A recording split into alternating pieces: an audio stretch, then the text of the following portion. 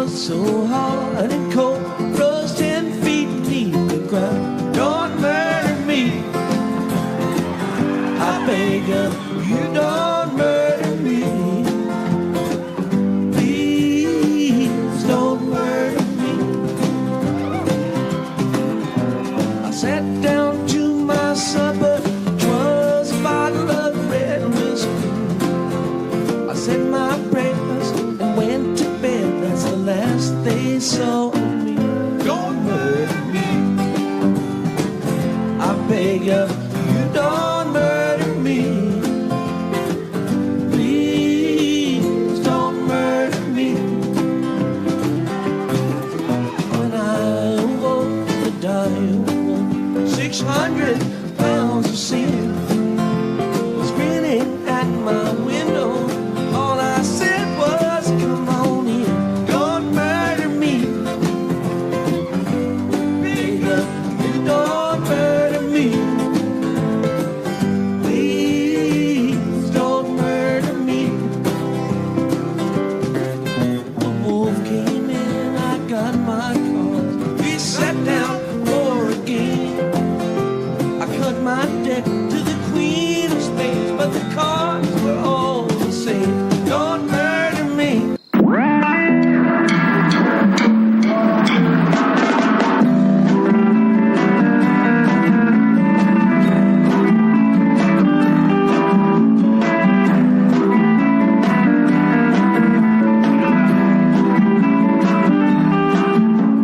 Before we start Dopey, the podcast about drugs, addiction, and dumb shit, I just want to say that this episode is brought to you by our friends at Aloe Recovery in sunny Southern California, in Malibu and Silver Lake. Aloe is a treatment center focused on providing addicts with care and comfort and the building blocks for a nice recovery. And the most important thing about Aloe is that they have respect for their clients. They have respect for addicts who are suffering. They have respect for the addict's experience. I know that I went to a million fucking pretty shitty institutions. Forgive me, you guys who actually treated me.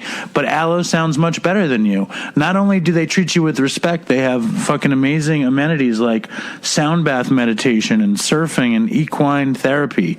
And our friends Evan and Bob just they seem to really know what's up. And Jeremy, our buddy, is there, and he says that everything I say in the ad is true. So there you go. If you're fucked and you need help, go to Aloe. These guys will hook it up. Our show is also brought to you, very excitingly, by the incredibly just and delicious Just Coffee. Just Coffee makes this amazing coffee, and we had it last weekend after Passover. Me and Linda and our two little kids stayed at my dad's house, and my dad, being the good, supportive father he is, ordered the Just Coffee, and we had a pot of the light humdinger roast. It was a humdinger. It was amazing. If you want to support the show, you should order coffee from justcoffee.com. You enter Dopey Pod at checkout. Maybe you'll get some kind of deal with that, but you'll definitely be supporting the show. You should write them an email and say you guys want to buy the Dopey roast. I love coffee, and Just Coffee makes delicious coffee, and they also practice in fair trade and want to take care of the growers in South America. So that's awesome. They do the Revolution Roast, which is my favorite. It's dark. The Ariba Medium, and the Light Humdinger, which we had last weekend. It was excellent. If you want a good cup of coffee, justcoffee.coop. Go. And do not forget to enter the coupon code DopeyPod. So support us and go to Just Coffee. Thank you. Here's the show. Hello and welcome to Dopey, the podcast about drugs, addiction, and dumb shit. And I'm Dave, and I'm very excited because I've been trying to get this guy on the show for a while. He is a filmmaker. He grew up around one of my favorite bands, the Grateful Dead. His father was the drummer in the Grateful Dead. This is Justin Kreutzmann. Welcome to the show. Oh my God, drugs. I thought you said dogs and stupid shit. I had all these funny fucking dog stories all lined up. We're talking about drugs? No, I'm just kidding. How you doing, man? I'm good. We could talk. I mean, if you want to talk dog stories, I mean, I'm open to it. This could be Doggy, the podcast I'm about. canine illiterate. What was I going to say? But you did some really cool stuff, like when we had started doing the show, Long Strange Trip on Amazon was just about to come out, and it was like my mission to get Sam Cutler on Dopey. So like I started messaging him on Facebook, and like in the Long Strange Trip, he like acts like he'd be good on a podcast, you know what I mean? And like he's like if I need to score drugs, you just send me out in the street and I'll find him. And then when he came on Dopey, he was not like, he didn't want to talk about drugs. It was very funny to me. Yeah, well, everybody's got their own feelings about it, and everybody has second thoughts about things, and everybody, because it's that fine line of when are you glorifying it, when are you just telling your story, when I mean, everyone is horrified. I mean, I don't think any of us feel that anything we say would influence anybody else in the world, and God knows it shouldn't, except for my small children, but they're sort of screwed, so, good luck to them. Totally. But you know what I mean? Like, you start to, like, glamorize it because the stories are funny, and, if it's me, I like to be kind of funny, just because, why not? And then you just sort of realize, like, are you making it sound like, hey, this is kind of cool, I've never done that, let me try some of that. So, maybe, I don't know, I didn't, maybe he was just having an off day, because he's a funny guy, and he actually used to stay with us in the mid-'70s. He'd sleep out on our couch. I distinctly remember waking up with this Englishman, like watching cartoons and like sharing like Rice Krispies and going like, dude, do you know the Beatles? And he's like, no, I know the Stones. I'm like, I don't care. Do you know the Beatles, man? And like I was just not. He had a million Stone stories, but I remember the 5-year-old me was just not impressed yet. Of course, now I'm just like, yeah, let's talk Keith Richards. That's all good. That's funny, because I'm going to do that to you now. What you did to Sam Cutler, because you were born in 1970, right? 69. So the great and the Grateful Dead were in full swing, and you're born into the world, and your father is touring the country and pretty soon the world, and that must have been a crazy experience as a kid. Do you remember what it was like to be a child in that situation? Yeah, of course. It was that sort of thing. To keep the family together, you had to go on the road. I mean, as we all know, the Grateful Dead didn't exactly sell a lot of records. So, but it's funny, they sold so many more records than bands do now.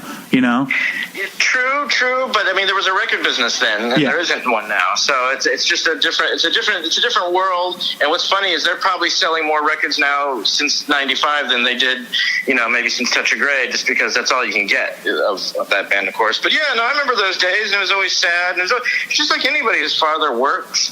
It was just the kind of job, 20,000 people usually don't show up in somebody's office. So it was the kind of job where everybody was really interested in it. And so teachers would, bring in newspaper clippings, and I never understood like what the big fuss was about, because to me, those were just the guys that were hanging around our house or the studio. And, and then all of a sudden they're playing out in class, and you're embarrassed, and you're like, yeah, that's sort of strange. And then it just makes you feel awkward. But, then when you become a teenager, you feel, then you learn how to use it. And, things sort of work out.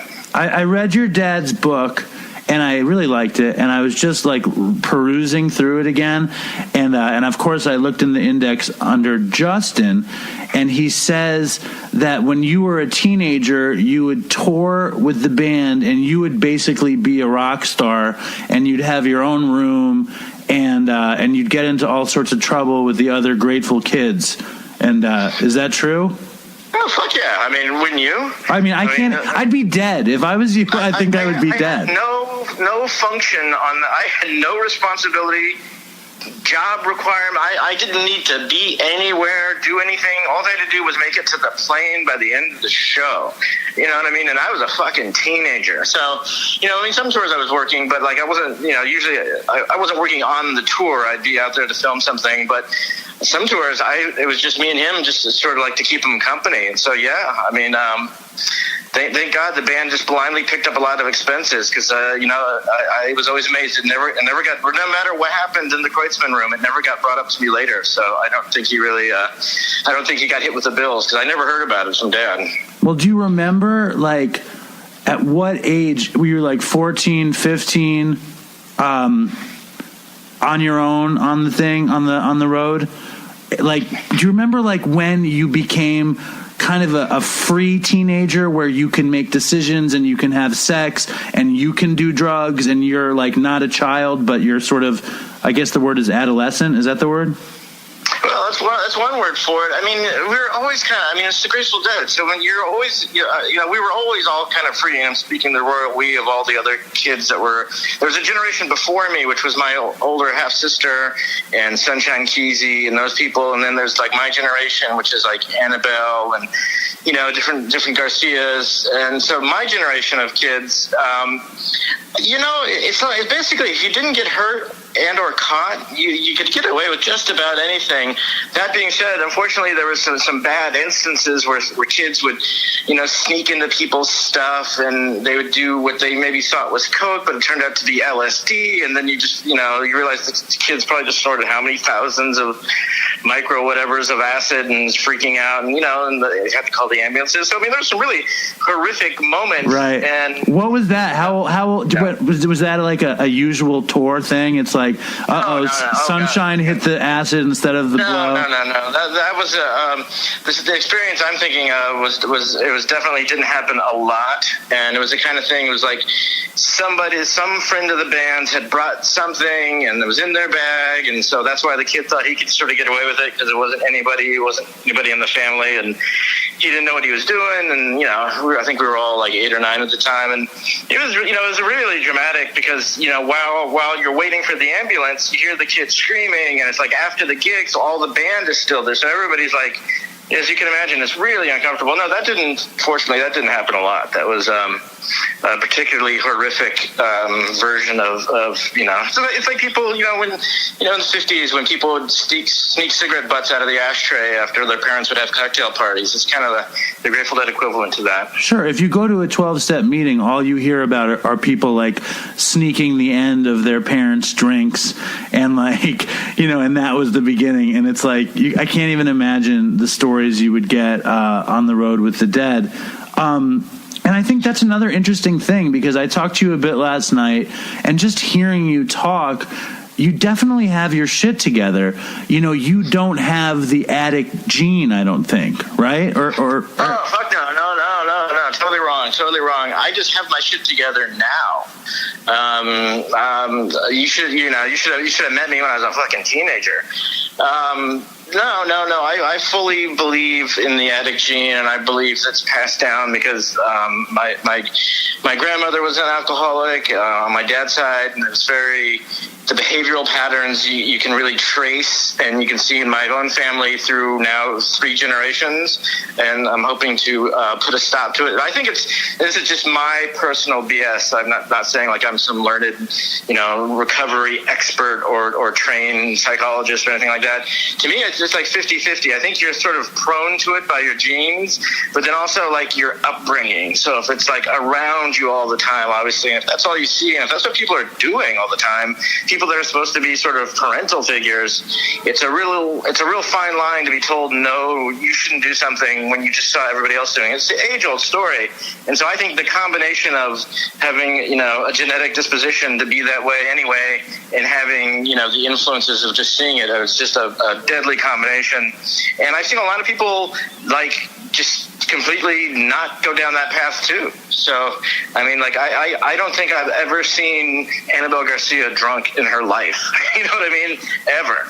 Right. So, you know what I mean? I think you can rise above it and have, and be able to just make your own decisions and not just sort of say, well, everybody else is doing it or my family does it. So, I landed somewhere in the middle, but eventually I mean, saying you have to grow up sounds so cliche, but, at a certain point, people stop saving you, and you sort of have to be responsible for your own life. And then, especially when you have the lives of others, that you're responsible for, it's sort of like nobody's going to have compassion for, like, the fucking up and the DUIs and all that kind of shit. So, right. I mean, but that's an argument. I'm glad I come off that way. I feel that way, and that's how I'm living my life now. But like, I can't. I would be completely lying to you if I said that it's been this way all my life.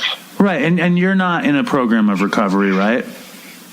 No, I'm a really bad. I mean, I've been through the 12 steps and had sponsors, and I truly believe that it's not. It's not really something you recover from. I really do believe all that. I've read all the books. But, I don't go to meetings like I should. I don't do any of that kind of stuff.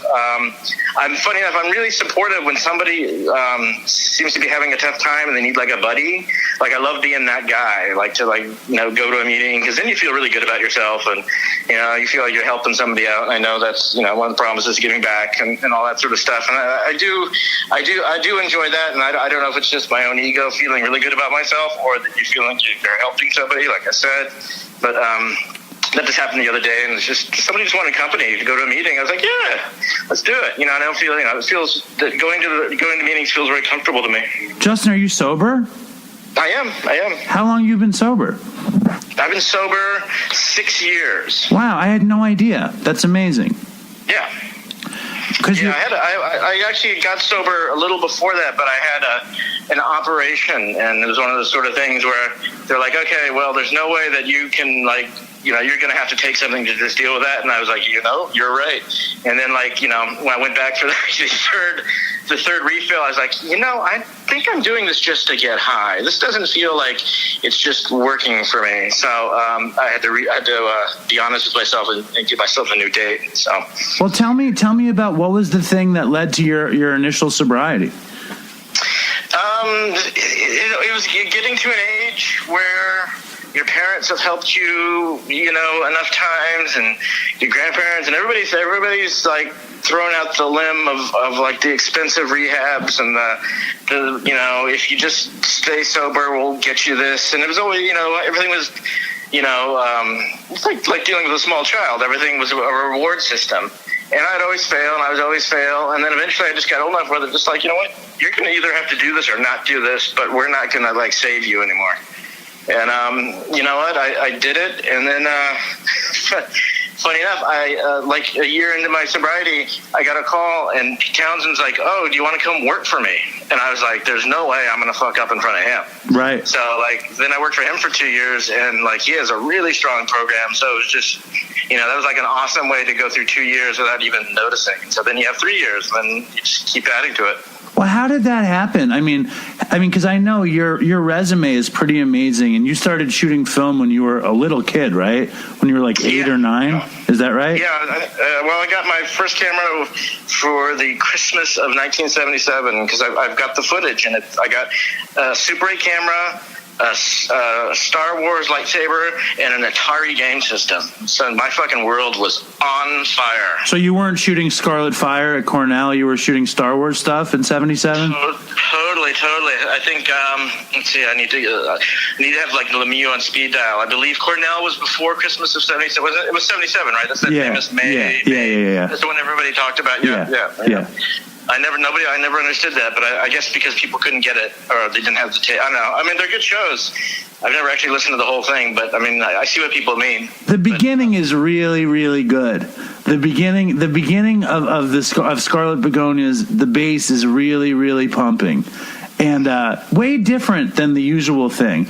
I remember I was visiting a buddy of mine in Ithaca, and he had just gotten the bootleg, and it was before it was like out or whatever. And we got really stoned, and he was like, "You got to listen to Cornell 77." And I love the Dead, but I didn't love it like he did. And he put it on, and it was just flooded the speakers. Phil flooded the speakers. It was amazing. But yeah, that's a question I really wanted to ask is, do you like the band? Or is it just annoying at this point? No. I don't know if I'm a huge fan of the entire, and I don't like labels, but I guess you call the jam band genre. Sure. I egotistically probably feel like I was in close proximity to probably the best out of all of those, at least in maybe the first of all those. I mean, not excluding jazz musicians, of course, but in terms of that kind of rock and roll psychedelic thing. And I dig a 20-minute guitar solo as much as the next guy, but I like the Who and I like the Beatles and I like things that fit into 16 bars too. But we have lots of Grateful Dead on our music system here that we shuffle around, and it's a part of our everyday listening experience. I'm not Lemieux. I'm not an expert on when and where and how many. I mean, I can barely remember the ones I saw myself. But I definitely. It's not something I'm not burned out on it or anything like that. It's I don't know. It's the kind of thing. I mean, I've been hearing Grateful Dead music since the womb, so I think it's just part of the DNA. No, I hear you. I can't even imagine, because my dad listens to pretty crappy music and doesn't really care. And I don't know. So like when I got to discover rock and roll, it was like very exciting, and it was very much not like where I came from. You know what I mean? It was a place to go. Whereas that's where you came from. You know what I mean? So where did you get to go? Yeah, well, I mean, where I went is like when I saw the Who and the Grateful Dead play, and I was just like, I saw the lasers and the windmills, and like I was just like, this rocks. Like I really like this. When was the Who and the Grateful Dead? When was that? When was the Who and the Grateful Dead?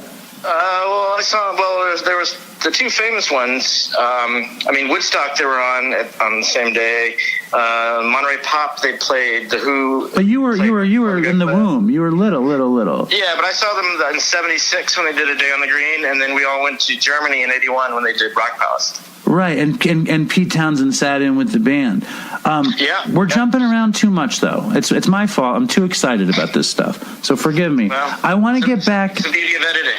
No, there's no edit. I'm not going to edit any of this. This is good stuff. Everybody who's listening to the show knows I'm excited to talk to you. I'm really excited you're in recovery. I didn't even realize that. I was like on the phone with somebody, and I was like, well, he's not an addict, but he grew up in the Grateful Dead, basically. So this is way better. So talk to me about the. I feel weird about. I mean, I'm in recovery in that I don't drink or use. But I also feel like that makes it seem like I go to meetings like every day, and so I mean I don't want to like proselytize too much, like I'm this big AA rah guy. I believe everybody does it their own way, and I just not using works for me. So that's what I'm sticking with. But I'm definitely if you're looking at me to have a good program, I'm probably not your poster child. But you're sober.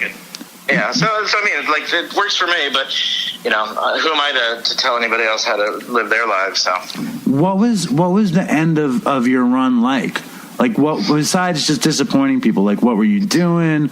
Like, because you were working, you were making TV shows and films.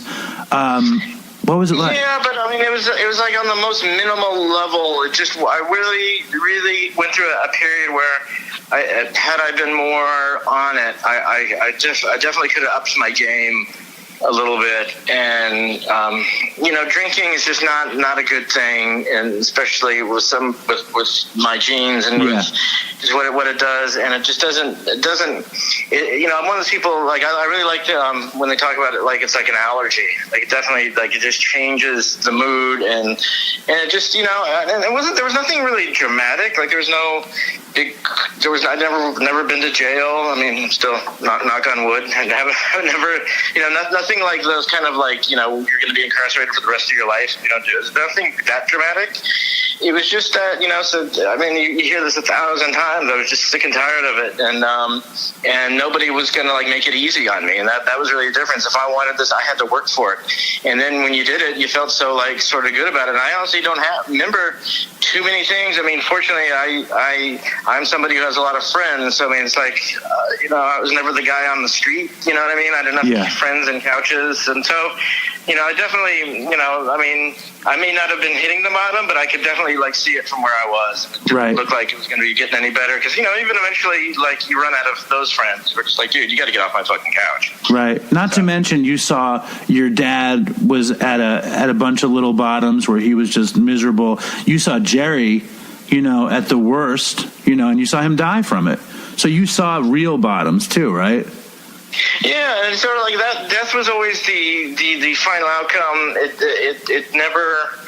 It never really ended any other way for anybody else. They either got sober or people died, or So it wasn't like I felt like I was going to be like the exception or anything. It was sort of like, do you want to do this thing, or do you want to just end it all now? And so I that was God. It's been such a long time, and now with the wife and the kids, my life has changed so much that I can't, it's hard to even I'm trying to because I'm not giving you any juicy stories. I'm just trying to think. It's real hard to go back into that place and try to remember what you were doing, because it's now I'm worrying about getting new shoes for my 5-year-old, stuff that I'm just real grown up shit that you're oh my God, and it's great and I wouldn't trade it for the world, but it's I'm glad that it doesn't I don't have this big moment that was all I saw the light and it all happened. It just it was many tries, and then eventually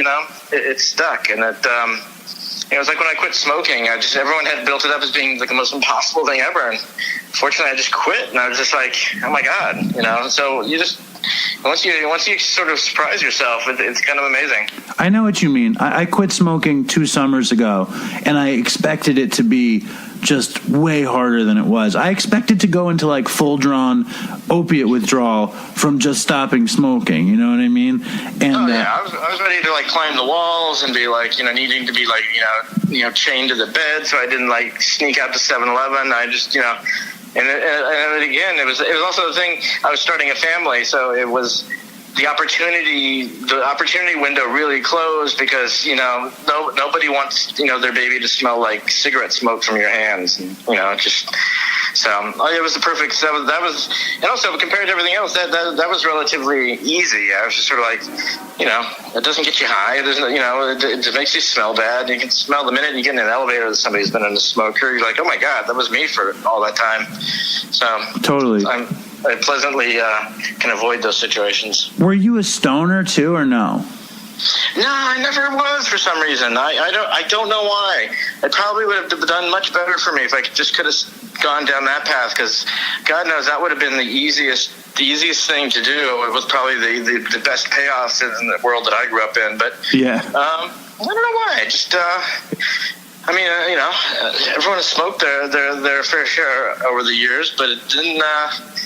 I don't know why. It wasn't my thing. That's totally cool. So tell me about, you get sober and Pete Townsend calls you up and says, will you come on tour and start shooting me? How did that even happen? Well, I had, since Rock Palace, I'd been writing him letters. And the great thing about Pete is he'll answer them. And so when I was, how old was I then? 12, I got my first letter back from him. And I'm okay, that's it. This guy, going to follow him forever. Boom, done. He's my guy. He's my Jerry. He's the one. I'm going to buy every record. I'm going to, so much so that my dad's okay, you need to stop talking about the Who. Just stop talking about the Who. I get it. You like them, but we're good on the Who. And Jerry used to love telling me. He told me the Monterey Pop story every time you saw him, he would tell me that story again, and each time it would get better. Tell us the story. Tell us the Monterey Pop story. Oh, well, they got put on between the Who and Jimi Hendrix, and so they were in this the most forgettable spot on the show. And they were the band that didn't destroy their instruments between those two guys. So nobody remembered them. Nobody saw them. Dad was so nervous he threw up, and so but they were all hanging out the night before at the hotel, and that's where he met all the Who, and that's Jimmy was there, and Weir came in, and Weir's Jerry, you got to hear this guy. His name's Jim something. Does some amazing shit with feedback, and so that's where they met Hendrix, and it was great getting all those kind of first person accounts. Yeah. But, so what was actually the question? It was a Pete Townsend question. Well, first I want to ask you this, because I'm a crazy Who fan, and this is a fucked up thought that I have, and just bear with me for a second. Okay. Is it possible the Who would have been better without Roger Daltrey? Is that possible? No. It's not possible? Those songs wouldn't have been written like that if it wasn't for Roger. Right. So we, you know, who knows what the songs would have sounded like? They would have sounded like Scoop. They would have sounded like these Scoop records, the demos. Yeah. I'm such a big believer in the band concept, and I mean, especially when your dad's like the drummer, not the main guy. Like, right. I believe that everybody, like, no matter what you think of them, everybody's, you know, the four wheels on a car, like the four legs of a table. Like, there's just something about that chemistry, and that's why bands, you know, they're so amazing when they work. And you know, that's why when you have like the Police, like, just like, oh my God, like, you know, those three guys, you know, just like, it's never, I don't know, I love everything, but there's something about those three guys when they're together that was just amazing.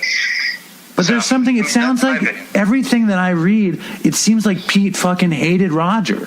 It just seemed like that from everything I read and saw. And then I'd listen to his, you know, his version of like Bargain is just so beautiful. When Pete just sings the whole thing, or when he sings "I'm Free," I don't know. Like I could do it. I like them both. To me, you get more bang for your buck because you get the Pete version, and then you get the Daltrey version, and the Pete version of like "Won't Get Fooled Again." The vocal just doesn't. Right. It's great, but it doesn't get you there. The Pete version of "Who Are You" doesn't do that thing that Roger does. That I love. You know, when it hits that "Who Are You" section, you're like, oh yeah, that's awesome. No, you're right. You know? I hear you. I'm such a Pete Townsend fan. So you're 12 years old and you're writing him letters and he's writing you back, and basically you just stayed in touch until he was like. I started sending him all my little films that I would just make, and I would send him stuff like autographed Grateful Dead programs. I'd get the whole band to write him little messages, and like he fucking wanted it, you know. But what else? So I think you know, when you're 13, what the fuck else are you gonna do? So I just did shit like that, and eventually they needed somebody to document this tour they were doing in 2006. And he was like, dude, you sent me I've seen every one of the films you've done since you're 8. I might as well hire you. So I started working for him, and we had a good 2-year run. And then when the project was over, I came back and met my wife, like literally months later, and boom, this is all meant to be. And you got there basically in the beginning of your sobriety. Did he give you any kind of like words of wisdom when you got there? Because I know recovery is very important to him. Yeah, I mean, his words of wisdom was just leading by example. And you know, he attends meetings, and it was just, his encouragement wasn't, you should do what I do, or you'll be a better man if you do this. If you wanted to talk to him about it, he would tell you everything about his own experiences, which is great, because his experience are these like classic rock and roll moments.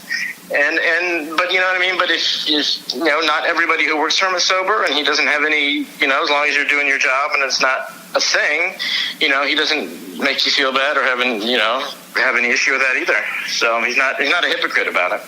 Was there a lot of talk about Meher Baba, or not so much? Not so much. All not right. so much. Right.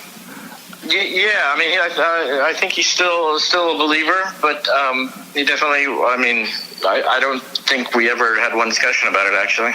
Right on. And you mentioned, like, when you were first talking to Sam Cutler, how you wished he had Beatles stories. But it sounds like you got to work with a bunch of the kids of the Beatles, like Danny Harrison and Sean Lennon. Did you bug them for Beatles stories? What did you do with those guys? No. I've worked with all of them except Paul's kids. James McCartney, right? He's still on the list. I haven't worked with him, but it's like you know, I mean, especially with a band like that. I mean, Jesus, how many people probably talk to them about that stuff? If it comes up naturally, that's one thing. But like, I would just feel so. I don't know, just I don't know. You'd feel uncool, and not to mention you're the son of fucking. You want to bug somebody about the stuff like that? I mean, it's their parents. You know what I mean? Like it's you know, it's much more fun when it comes up naturally, or something happens and it's like, oh, my dad used to say, and you're like, oh God, that's good. Right. You know, it's awesome. And also, you just not being somebody who doesn't like. You know, I'm not. I don't post to the world like stuff that's just kind of meant to be private conversations, because I just feel that's once you break that bond of trust, then you're going to be, you know, out of the circle. So, but you know, just getting to know them. You know, you're meeting. You know, you're meeting the family, and I worked with Sean and his mom once, and it was nice to meet Yoko, and I was just like, oh wow, she's really sweet. But you know, it's like, you know, you're not going to ask her a John question. Does it put you off that I'm asking you these questions? Well, Well, we're doing an interview. I mean, right? It's different. It's different. It's not like, you know, I'm doing a video for your solo project, and oh, hey, can you tell me? I mean, I just did a big project with Danny last year, you know, and I got to hang out with them for, you know, 3 weeks and at their studio here in LA, and you know, it would just, you know, it's more you become allies, and you sort of make famous father jokes, and you feel really bonded when, like, you guys are laughing about, you know, having to live with your dad's shadow or live under your dad's shadow and all that kind of stuff. Right. But I mean, I can only imagine. I mean, the Beatles, like, forget about it. I can't even imagine what it's like for those guys. But you know, and like Zach was in the Who, so I mean, I've gotten to hang out with a lot of those guys. And actually, I met Ringo once. He's the only Beatle I've gotten to meet, fortunately, and he couldn't have been nicer. He was asking me if I played drums, and it was like the one time I wished I could have been like, yes, of course, I play drums. That's so funny, and that's amazing. You know, I wonder, like, if those guys, if Zach and fucking Dan, because Danny looks literally exactly like young George. Does he look like that in person? Yeah, well, I mean, you've seen pictures of him. I mean, he looks exactly, especially, I mean, George, you know, George of a certain era. Right. Definitely. My daughter, well, she'll kill me if she hears me, but when Danny came to TRI, she had a big crush on him. And for years, I don't think she knew, she's 8 now, but when she was much younger, I don't think she knew that wasn't him in the Beatles books. Like, I think she thought that was the same guy that she'd met at TRI, so she got all excited when the Beatles would come out. And it was great. I just kind of let her have that fantasy because it made her think that she, you know, hung out with one of the Beatles. That's so funny. You know, how much money do you think they would make if they called themselves the Beatles Volume 2 and it was Sean and Danny and James and Zach? Like, why not just do one show for a laugh or whatever? I think if those guys accidentally all showed up at the airport not knowing that the other 3 guys were there, one of them would leave just to not ever be associated with doing some sort of Kids of Beatles thing. Each of those guys that I know are so individual in their music taste and the music that they do, that there's like it's like I don't want to say they're purposely, like, they're trying to go against everything, not in a bad way, but just not like their music it sounds like them. It doesn't sound like they're trying to do Beatles music where everybody else is trying to copy the Beatles. So you know, I just from what I know, those guys are really comfortable making music that's unique to them and what they enjoy, and you know. It's just a fun fantasy for me. Yeah, no, I've seen the things online where they you know, the people put their, you know, Photoshop the faces together. It's like it was the band. But yeah, no, I couldn't. At least the 3 guys I know, I couldn't think of anything. Probably they'd want to do less than play off their dad's rather stellar musical history. One morning, very, very early in the morning, I was walking to work, you know, to Katz's, and I saw Sean Lennon coming out of a yoga studio, right? And because I am the way I am, I went up to him and I asked him a million questions, and it was I definitely freaked him out.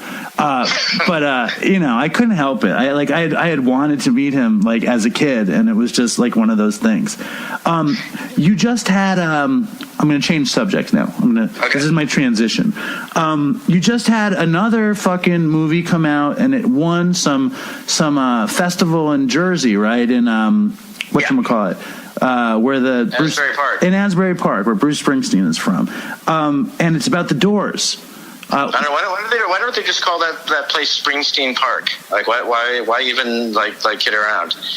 Right. That place is so Bruce intensive, as it should be. It's amazing. Tell me about it's a tribute to Ray Manzarek, right?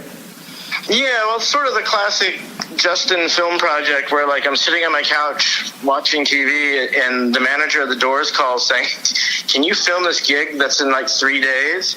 I was, fuck yeah, not a problem. So I hurriedly call all my friends and, like, who've got cameras, and we go down and we film it, and it was the 2nd anniversary since Ray had passed, the 2nd anniversary of his birthday, and it was Robbie Krieger and John Densmore and special guests, and we got it together and filmed it.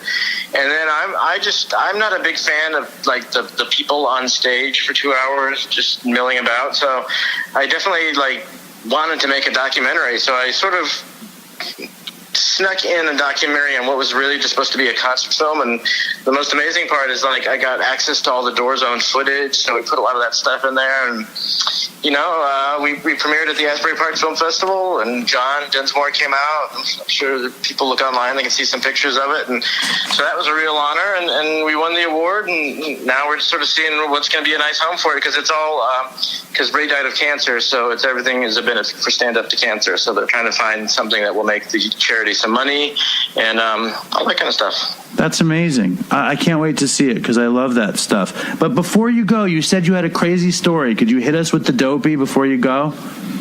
Yeah, well, you prompted me to find some sort of horrible life experience that would glean some sort of interest to you and your listeners. So me being me, I sheepishly thought of one where that's actually not my fault, and I didn't do anything. It involves lots of drugs and near death. And I'm going to say it was 1974, maybe 1975, and anybody who's been to Marin County, California, knows the hills of Marin are very windy and very treacherous if you're not sort of paying attention to turns. And it was me and a few kids in the back of this BMW, and the woman driving it had taken way too much heroin, and she nodded out at the wheel. And I just remember sitting in the back seat and seeing like cows going by the window, like you're spinning and like the teacups at Disneyland, and barbed wire and glass breaking, and the woman that was in the passenger seat, her face went through the windshield, so all the blood splatters back on me and all the other kids. We don't get a scratch. Everybody else in the car is messed up, but we're in the back, so the people are screaming. They've got like paramedics, helicoptering to take this woman out. And Justin is just like, you know what? I'm out of here. This is embarrassing. So I take off down the road. The police have to like come and get me, and because of all the blood, they're like, you got to get in the ambulance. Oh my God, this little kid is like bleeding. I'm like, it's not my blood, dude. And I just remember showing up at the hospital. The woman is being like brought back to life with the resuscitation machines. It's such a horrible thing to be laughing at. And Dad shows up pissed. He is just not happy that his child was almost in a near-death experience, and I think is yelling at the woman who is like trying to be brought back to life. And all the time I'm just like, can I get some like candy and like all these like lollipops? And I just remember I just wanted to get out of there. And then once they realized that the blood wasn't me, everyone kind of like relaxed a little bit. But I realized, I looked at myself in the mirror and I was like, oh my God, I look like I've just been butchered. So anyway, so that's my 5-year-old first car accident due to drugs experience. Dude, that's a crazy story. That's a crazy traumatic Dopey story. I was going to hear like the tripping in fucking Texas story, but that's like the near dead, your father almost killing the dying woman story. Yeah, no, it was just Dad was pissed. I just remember he came in and he was just, he was scared. I mean, I really appreciate he was scared and and everyone was just like, sir, can you give us a moment here while we try to save this woman's life? Then you can yell at her. Okay, thank you. That's insane. Before you go, would you give me? Everybody lived. Everybody survived, fortunately, and they're all still alive. And everybody, as far as I know, is doing well and still with us. So. Yes, thank God. Thank God it's not a story where I don't think you would have told this story if the woman died in the story. It would be just terrible. Well, I actually asked about it recently, within the last decade, because my memory of it, I was so young, I didn't actually know that the woman made it, and then I found out. I was like, okay, good. So then I started telling, because otherwise I wouldn't tell the story, because that's just not respectful. Right. So I want to. Will you do a 60-second game with me, real quick, and then we'll let you go and be a father and do the good stuff you have to do. Sure. All right, 60 seconds. We call this the stash word. You ready? Okay. Another word for a wizard and the original name of the dead. Warlock? Yes. This chemical is known as the spirit molecule. Oh, Jesus. It is a psychedelic with 3 initials. Psilocybin, LSD? No, you smoke it and you trip really quickly, really intensely. DMT? Yes. The original drummer in the Beatles.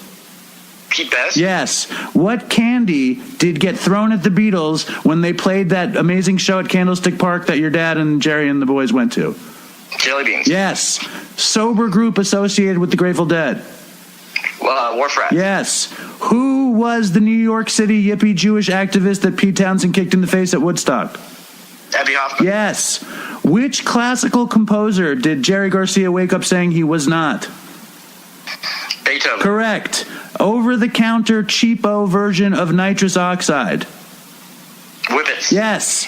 What food did Owsley force the band to eat in Los Angeles exclusively? Meat. And what did it say on the top of the bus? On the top of the bus? You know, the thing, the whole thing. All right, we're out of time. It said further on the front. That's what I mean. You got all my stupid questions right. Thank you, Justin. Oh, and I got one. You know why they spelled it with a U? Or they changed it from the U to the ER? Talk to me. Because people were mistaken for Fuhrer. Oh, no way. It was like there were some psychedelic Nazis, so that's why they went back to like the real spelling with the ER. That's so funny. That's so funny. You know, I used to spend summers at King Kesey. It was like my summer camp. So what was that like? That was funny. All his farm tools, because he lived on a big farm up in Eugene, and all his farm tools were psychedelic, so you could see them in the field. So it was just like this psychedelic thing. And he used to set up the film projector, and he'd show me the acid test movies. And me being like 10 years old would look at like the big thing of Kool-Aid, be like, "What's that?" Everyone would laugh, and like Babs was there and the whole gang, and I'd be like, "What are you guys drinking?"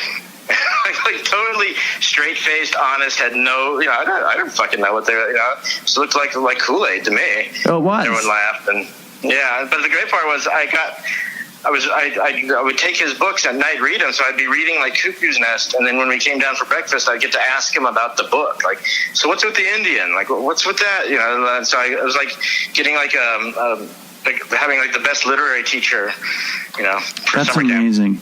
All out of everybody, if you could just, I know this is a retarded question, but like you met so many amazing people. Who did you meet, would you say, that blew your mind more than anybody else in your incredible life around all this stuff? There's so many variants. I'm gonna have to plead. You're gonna pass. I can't give you one on that because there's. Do you pick like your idols like Pete Townsend? Do you pick like your emotional heroes like Jerry? Do you pick your family? Do you pick all of them are on a different level. So that's my cop out answer to that. No, it's a stupid question, Justin. It's like saying what's your which Jerry solo is your favorite? You know what I mean? Like, how do you really say that there's one? Yeah, maybe Deadheads do, but I mean, there's just so many of them. Can you really like? Some are, do you like the subtle, soft, sweet ones? Do you like the rockin' ones? Do you like the ones where he misses some notes? What do you like? It's everybody's. No, I like it all, and I apologize for asking such a stupid question.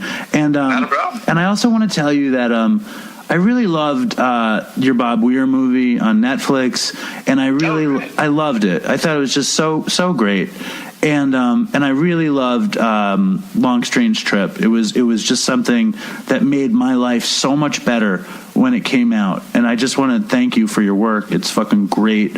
I know that we focused on your family and your experiences, but your work is so great. And before you stop, I mean, I know you're working on this drum movie now. Do you want to talk about that or no? Yeah, no, we can. I'm posting all sorts of stuff about it. I'm doing a drummer documentary called Let There Be Drums. I've got about 6 interviews done. We just interviewed last week. We had everyone from Mickey Dolenz of the Monkees, which is a personal thrill to me. Yeah. Slim Jim Phantom of the Stray Cats, who's like as super cool as he looks, and the legend that is Jim Keltner. And I was just like, and then I was over at Jim's house on Saturday. Like, does that guy got some stories? Oh my goodness. And next week we're going up to interview the legends that are Jason Bonham and Mickey Hart. So amazing. I mean, is your dad going to be in the movie or no? Year. Yeah. My dad and Mickey are executive producers. And it's going to be Let There Be Drums, is it called? Yeah, Let There Be Drums with the exclamation mark, like help. That's great. That's exciting. We had Steven Adler from Guns N' Roses. Yeah, I already interviewed him. He's in it. He's a trip, right? He's funny. I like that guy. He was a fun guy. I'd never met him until we actually sat down to interview. So it's like that thing you're saying about going up to people and just asking them questions. It was literally like sitting down with a camera on you and be like, okay, so you and Axel, let's get into that, So it was like you got to ask all the questions that in normal conversation might take you a little while to get to. So, and he's a good guy. I like Steven. Yeah, he's a sweetheart. He's a total sweetheart, and he was totally generous with me, which I really appreciated. And I really appreciate this, man. Yeah, man. Thank you so much. You can ever do a, fiction film, or is it always going to be docs? No, it's whatever people give me a budget to do. Yeah, I mean that's always been the dream, is to someday get there. But right now, docs are just we're in the sweet spot. The nice era for especially music documentaries. So I'm gonna ride this train for a while. Yeah, there's some amazing stuff coming out, and I really loved your stuff, and I'm excited to see your drum movie. And if you ever want to do a long form Last Jewish Waiter or a long form Dopey, just hit me up. Dude, I've got your phone number now. Be warned.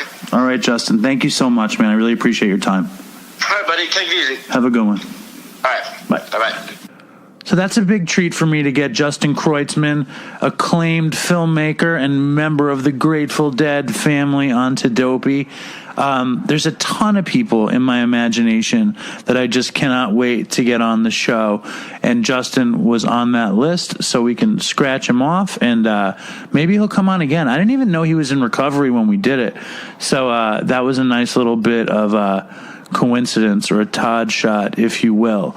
So Game of Thrones is running back. So I decided to get my resident Game of Thrones expert and dear friend Aurora back on the show. Welcome back, Aurora. Hi, Dave. Hi, Dopey Nation. How you doing? A girl has no name. I'm good. Tell me the story. What were you about to say? Joblessness? Job is on the front? What's happening? I got a job. Hey, you're going to Gay Paris. I'm going to Gay Paris for the month of June. How lucky am I? What an opportunity. What a gift of recovery. Woo! I'm so excited. But you were just saying you got a different job.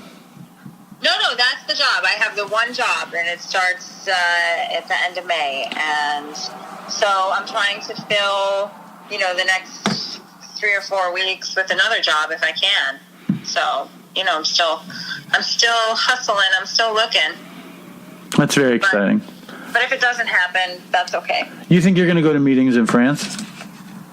Yeah, I am going to try to go to some, as many meetings as I can go to in France. I know there's a lot of great English-speaking meetings in Paris.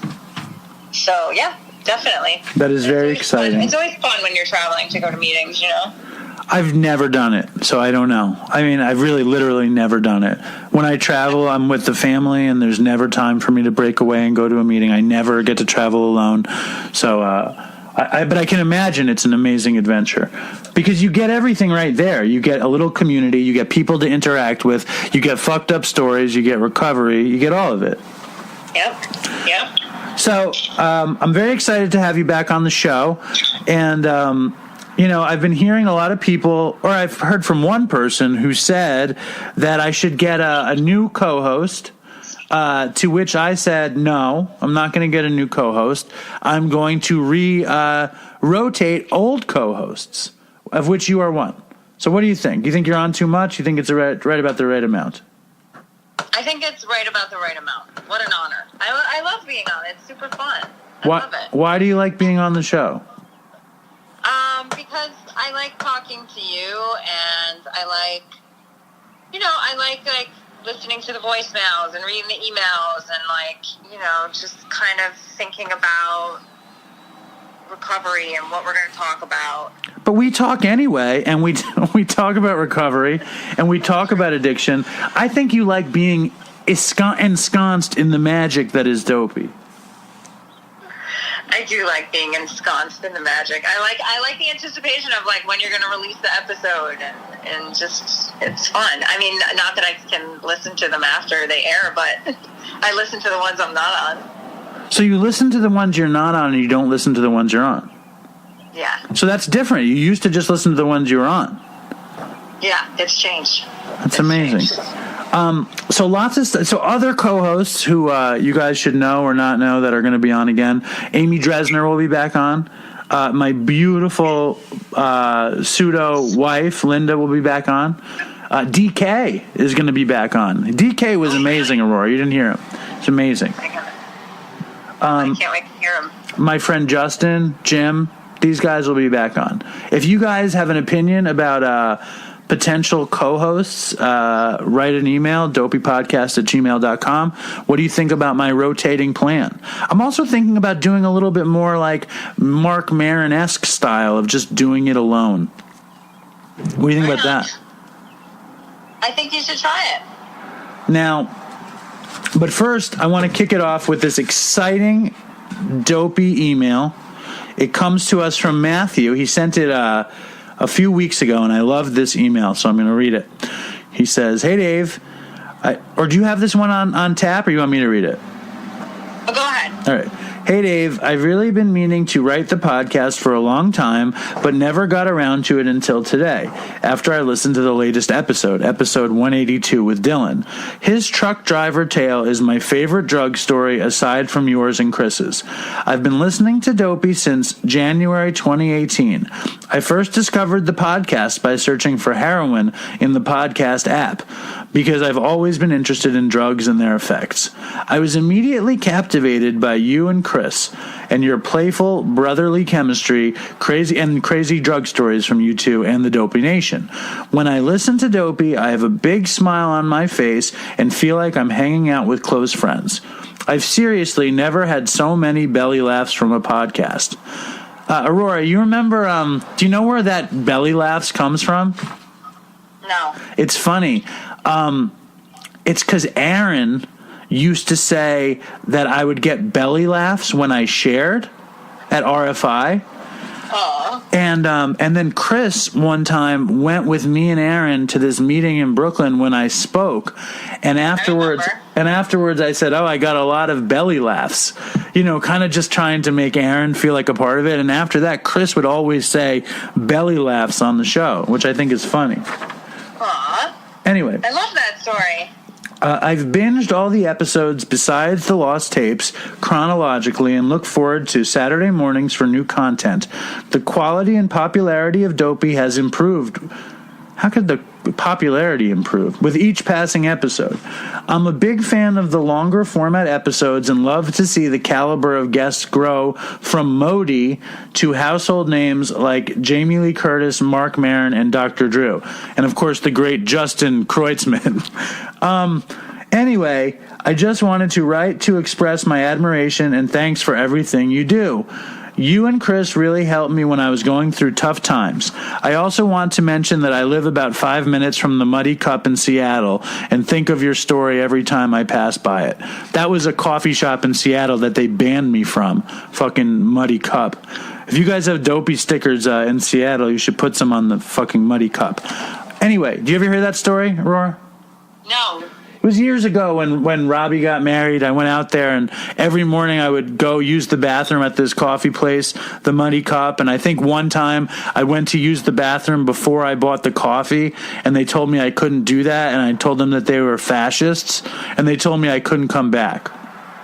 I thought it was going to be a fucking Dopey story, like you were using. You weren't even high when you were at Robbie's wedding, were you? No, I was totally sober.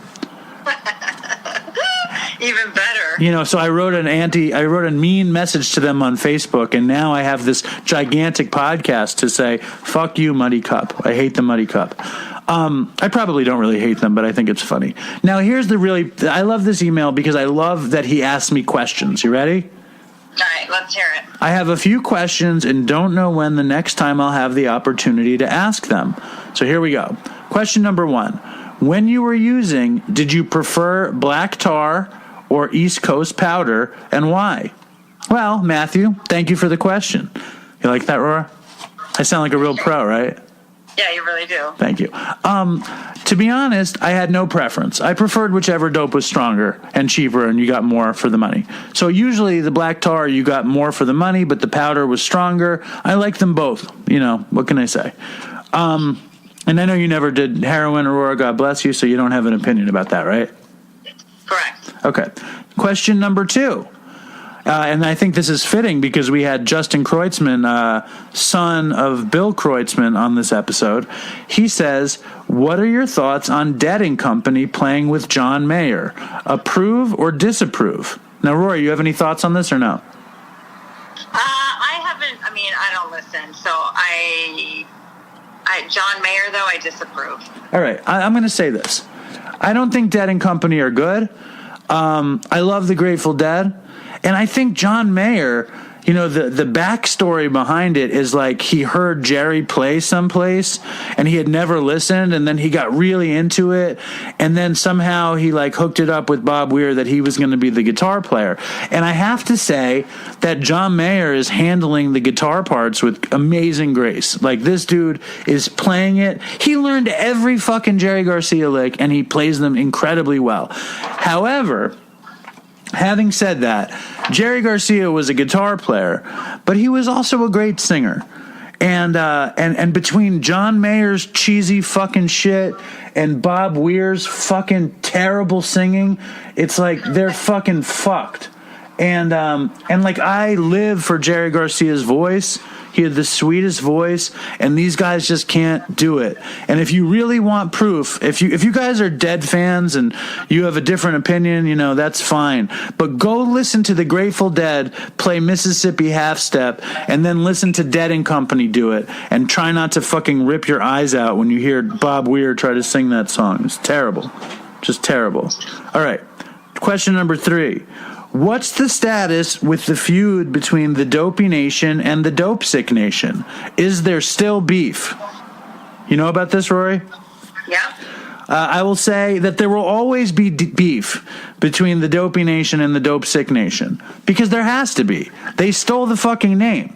However, having said that, you know, Frankie and Allie are, you know, nice people who are trying to help people, and, you know, the fucking producer, Ian Mannheimer, seems like a good guy, ironically, with that name, right? Have you ever heard of something so weird as that? That is so crazy. Fucking Ian Mannheimer. Anyway, I wish them well, but there will always be beef, because beef makes for a better show, right? And have you had any contact with them, or is there any plans for like future seasons, or? I don't know. As far as I know, Frankie relapsed at the end of the season, so I hope he's well. I reached out to him on Instagram, and he didn't sound like he was doing that great, but maybe he's doing better now. Ian Mannheimer reached out to me that he was coming to New York, and he wanted to see if I wanted to get coffee, and I do. So if I hear from Ian Mannheimer, I'm going to get coffee with him, and I'll let you guys know if maybe the Dope Sick Nation wants to jump ship and come on to the Dopey Nation. That'd be cool. We'll see. More will be revealed. Now, the next question, what's going on with the Othello cookie? Oh, God. What? This is like my favorite email I've ever gotten. Oh, my God. What? Of course. The Othello cookie. You don't want to know what's going on with the Othello cookie? Oh, my God. Nothing's going on with the Othello cookie. You might think that nothing is going on with the Othello cookie, but you know a little show called Top Chef? Yes. Are you familiar with Top Chef? You're full of shit. What's going on with you and Top Chef? I had a coffee with the great Gail Simmons. You know Gail Simmons? Yeah. And Gail and I had a coffee downtown, and we talked about the Othello, which she thought was a brilliant idea. And she hooked... 2 years ago? When was this coffee? In the fall. In the fall. Maybe it was in the winter. It was, you know, it was a little while ago. But Gail and I had a nice little talk about the Othello cookie. And she thought it was brilliant, and she hooked me up with her baker. You know when it was? It was late November. Remember how your baker also used to bake weed cookies, so all of the fucking Othellos would like have the taste of weed without the potency? It was the worst of both worlds. Yes, I do remember that. Now, the new baker I met with in December, and she seemed like very pro, but I just met with her again, and I think she's under some sort of psychological duress right now, and she said she's going to trying to fucking bake the Othello cookie. The Othello cookie, it's like a recipe for insanity for all bakers. But we and her, we met at a coffee shop, right? And we sat there and we talked about cookies for like a half an hour. And then she said that she couldn't bake it until the summertime. And then I said, do you want to come with me to the supermarket and I'll show you some cookies I like? And she said yes. And me and this baker walked through the aisle, and I bought all these cookies, and then we sat in the coffee shop and we ate cookies. That sounds like a dream for you, Dave. It was fascinating. So Matthew, look for the next chapter in the Othello cookie to come in June. Now, June of 2022, the Othello cookie. Dude, imagine if the Othello cookie. It's been in R&D for about 5 years now. Did you ever like the idea of the Othello cookie? I do like the idea of the Othello cookie. Can I ask you a question? I mean, even though a lot of your other ideas have been better, the Othello is like, it really has legs. It does have longevity. And it might actually get made. What ideas have I had that are better than the Othello cookie? Well, I don't know. Maybe Oy Vey was better. Well, it's funny you should mention that because this week, you know what's coming out? What? The limited edition embroidered Oy Vey hoodie. Oh, wow. Limited edition, as in 12 will be made.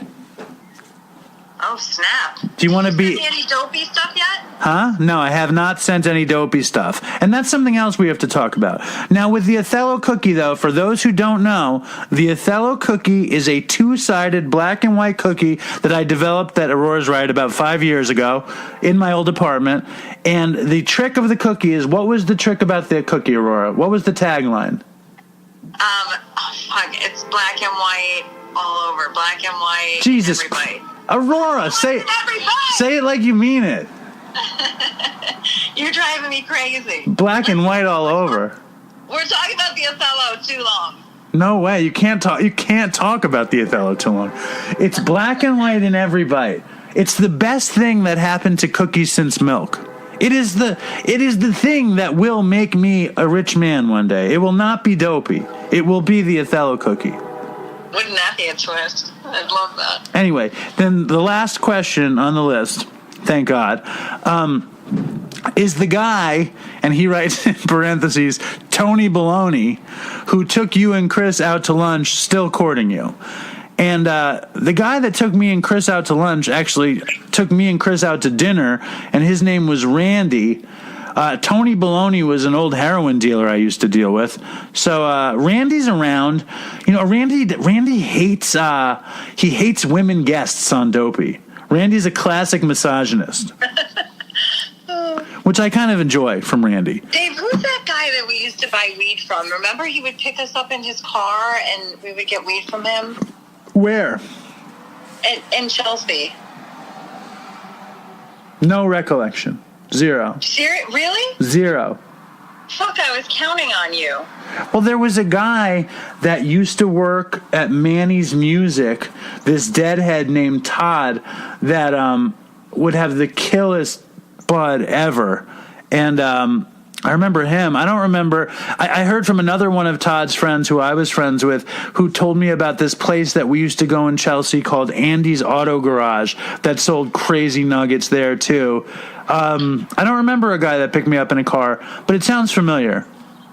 Yeah, this older guy used to pick you and I up in the car and drive around with us and sell us kind, but I can't remember. I'll try to think about it. Are you possibly confusing your story with the great legend of Pete Knighty in the park? No. Do you remember Pete Knighty? He was that old hippie in the meadow. Yeah. I do. And you had to give him money wrapped in brown paper. Yes. Didn't he used to come around in his car too?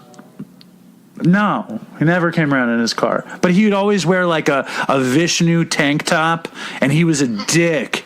But I love that guy. He was like a classic New York City hippie weed dealer. I love that guy. So Randy's out there. Tony Baloney. I always look for Tony Baloney. I bet he's dead. If anybody knows Tony Baloney, his real name was Mike.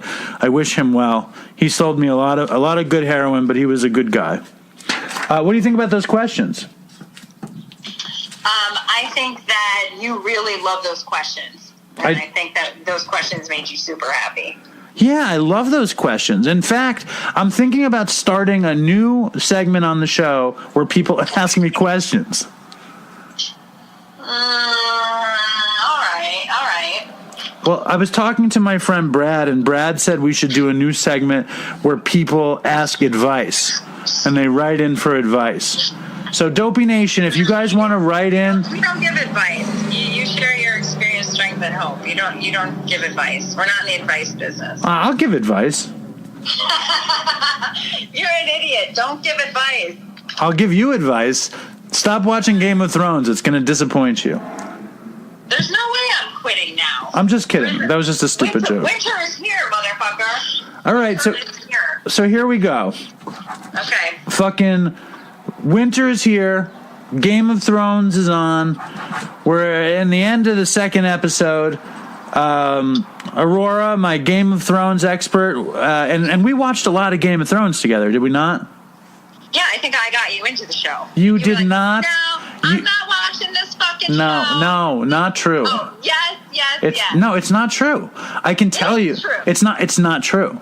It's not true. I got you into Mad Men and Game of Thrones. You didn't get me into Game of Thrones. And I don't think you got me into Mad Men. In fact... You're so full of shit. Well, I'll tell you the Game of Thrones story if you want to hear, which is that when I was living in the old apartment on Grand Street, I was on heroin, and I was bad on heroin. That was like the final, like, really bad dope relapse where I was doing, hundreds of dollars of heroin a day.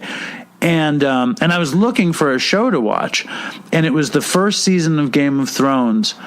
And it's so rare that you put on the TV and, like, it clicks with you. You know what I mean? Like, you're like, this show is good, and I was high as shit on heroin.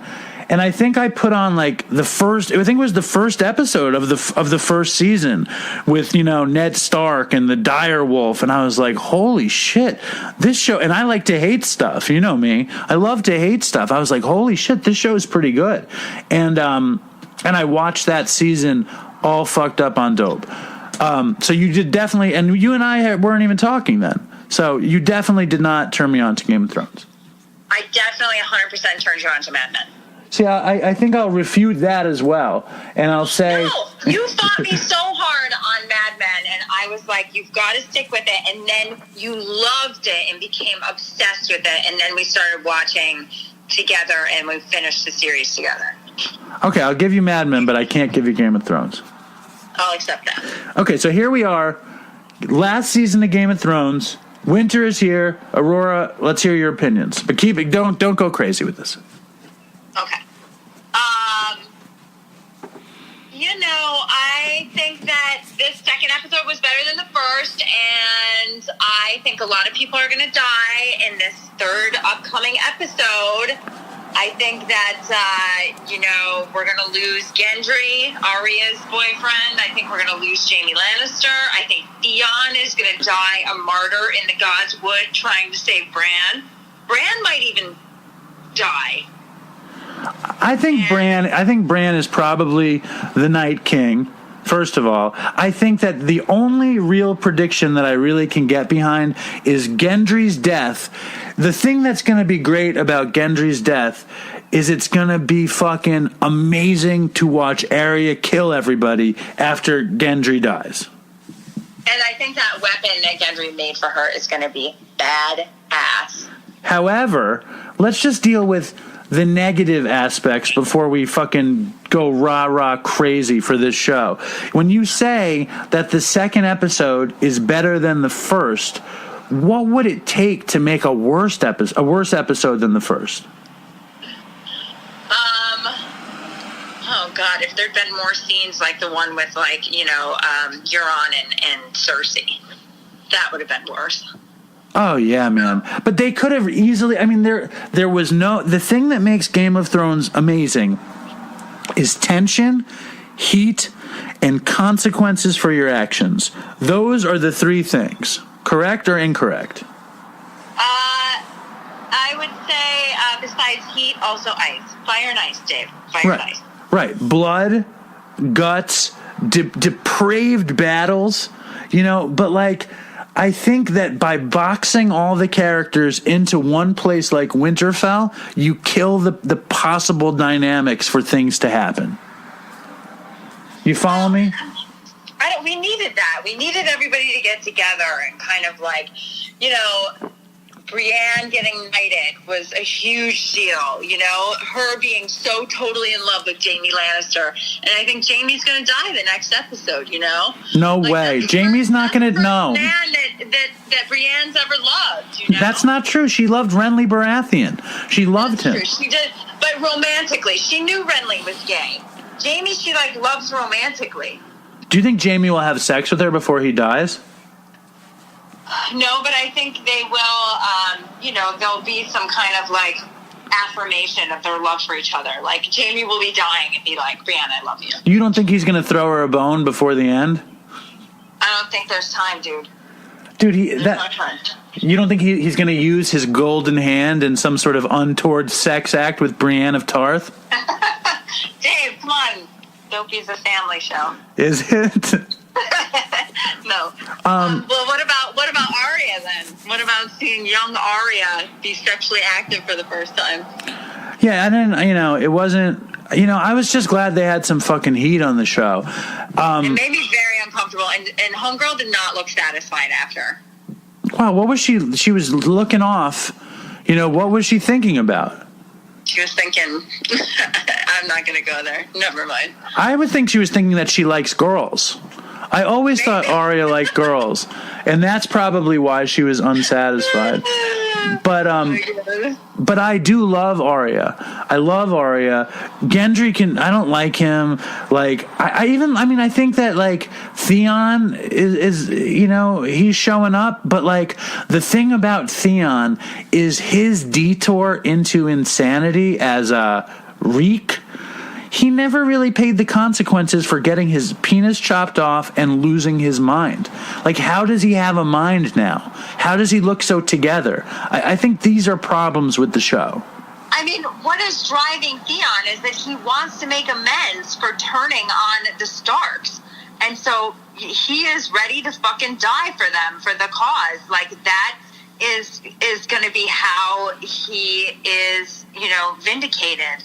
Like, that's his one goal right now, you know, is like to try to make amends for how he wrongs them.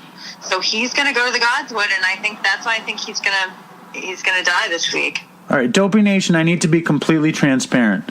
Before Aurora and I recorded this, we recorded 16 minutes about Game of Thrones, and I had to erase it because Aurora's just a little too excited about this stupid show.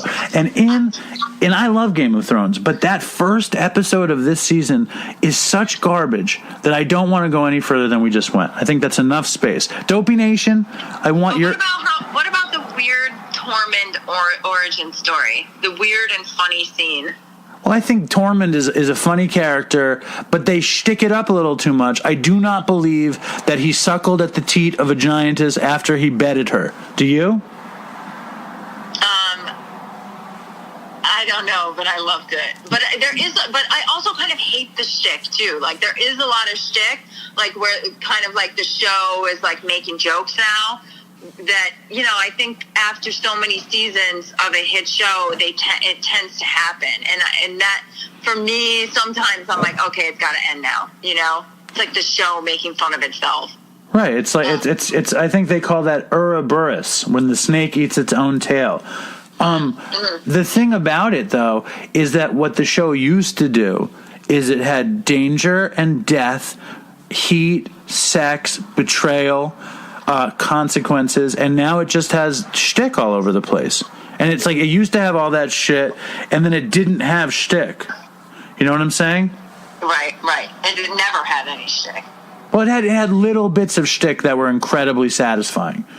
Let's move on, though. It feels like Tyrion has very little shtick right now. Well, you really won't let this go. All right, let's move on. Fuck, I'm sorry. Tyrion, I think, didn't get it done. I think Tyrion's performance was lame, but he's still better than the rest of them. Sam predicts that Tyrion will sit on the Iron Throne at the end of this, which would be satisfying. And it's possible he could.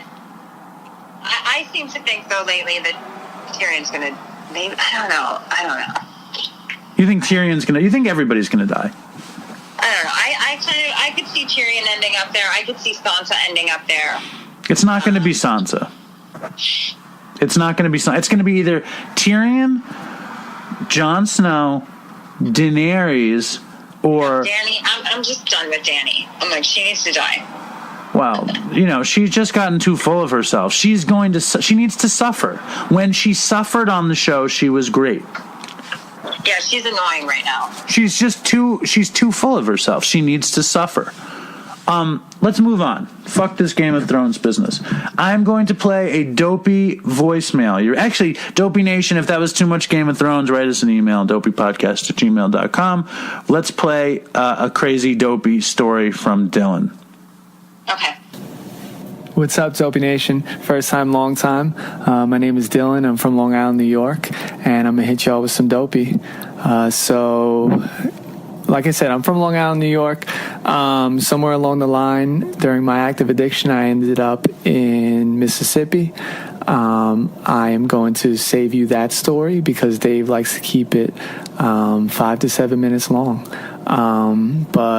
So I'm living in Jackson, Mississippi, and I am in a sober house. It's the second sober house I've been in since I've been down there. I got kicked out of the first one, and I'm staying with this kid, Corey. He's my roommate in this treatment center. And Corey's a cool kid. Corey unfortunately passed away, but he's on drug court, and he's not using, but he's selling ice still, right, on the low. And so one day Corey comes home, and he said, bro, I'm having a fucking horrible day. I'm using, fuck it all. And I said, okay, all right. And so fast forward a half hour, I'm in a trailer park, and Corey is smoking ice with this 70-year-old Vietnam veteran with no teeth named Daryl, and they're hitting the pipe, and I've always hated uppers. So I really wasn't planning on smoking, but I got some beer, some 40 ounces, and I drank those, and afterwards I was feeling pretty courageous, and so I said, fuck it, give me a hit. So they rolled the bowl for me, and I took a hit, and they said, did you feel it? And I said, no. And they said, try it again, and I did, and I blew out a fucking gigantic cloud, and they both started laughing, and I just started flying. I started fucking flying, and I didn't want to stop, and so I proceeded to smoke crystal meth for the next few days. And when it was time to come down, it was time to use my drug of choice. And so at this time, I was seeing a girl who's in the female sober house of where I was at, and she'd introduced me to some opiate users in the area. So I called them up, I met up with them, we used, and one of them offered me some Xanax, and this is where the story takes a turn for the worse. So I took the Xanax, and they said, hey, we're going to the bar and we're going to shoot some pool. Do you want to come? And I said, absolutely. That sounds pretty awesome. So I went to the bar, and these kids were pretty wealthy, and they were buying me drinks the entire night. And I had one of those highs going on where I was just drinking like an absolute fish. And I blacked out, and I woke up, and I was in the back of this bar, and my pants were at my ankles, and I was holding my cock in my hand, and somebody was yelling at me, hey. And I just looked up, and I was a little disoriented, and I got myself together. I must have went outside to pee, and I like ducked out, I guess. For hours, I must have been standing there with my cock in my hand. And so, I follow this guy, walk back into the bar, and it's 5 a.m. at this point. The lights are up. They're putting up the chairs. And this guy starts yelling to his coworkers, hey, I just caught this guy jerking off out back. And I immediately responded. I shouted out, I wasn't jerking off. I'm just really fucked up on drugs. Like that was like a rational explanation for what I was doing back there. And so they threw me out. I called up the kids I was with. They picked me up.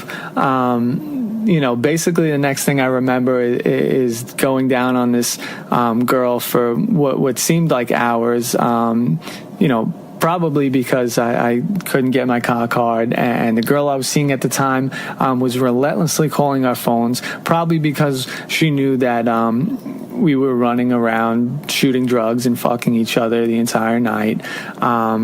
So whatever, I eventually, the night ends, and they drive me back to the sober house. And when I get there, the staff is waiting for me, and the jig's up. And I give it a half-ass attempt. They said, "Hey, you weren't in for bed checks last night." And I said, "Yes, I was." And they said, "Okay, take this drug test." And at that point, the jig was up. I went into the bathroom. I didn't have any clean pee, and I just let it rip. And I just about burned a hole in the bottom of this cup. And when the counselor looked at it, he just... he said positive for methamphetamines, positive for opiates, positive for benzodiazepines, positive for marijuana, positive for alcohol. And, he looked at me just about like I was the craziest motherfucker he's ever seen. And needless to say, I got kicked out of that sober house. And it took me a few more years. It took me a few more treatment centers. It took me a few more of a lot of things. But by the grace of God, my clean date is January 6th, 2015. I'm 25 years old. I have a little over 4 years clean. And, I'm involved in the 12-step fellowship. And I've worked at a substance abuse treatment facility for years now. And I'm attending a university. And, my life today is truly beyond my wildest dreams, and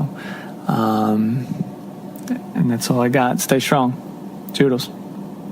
So that was fellow Long Islander Dylan bringing the Dopey. Perfect length. And he very much had a John Travolta in Saturday Night Fever kind of accent. Don't hit my hair.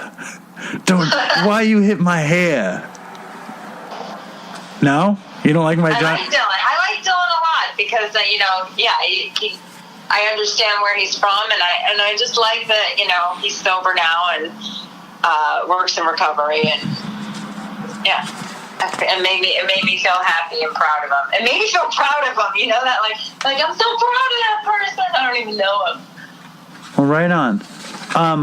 Well, I'm glad, and I think we've covered a lot of ground. Aurora, thank you for coming on. It was a pleasure to have you.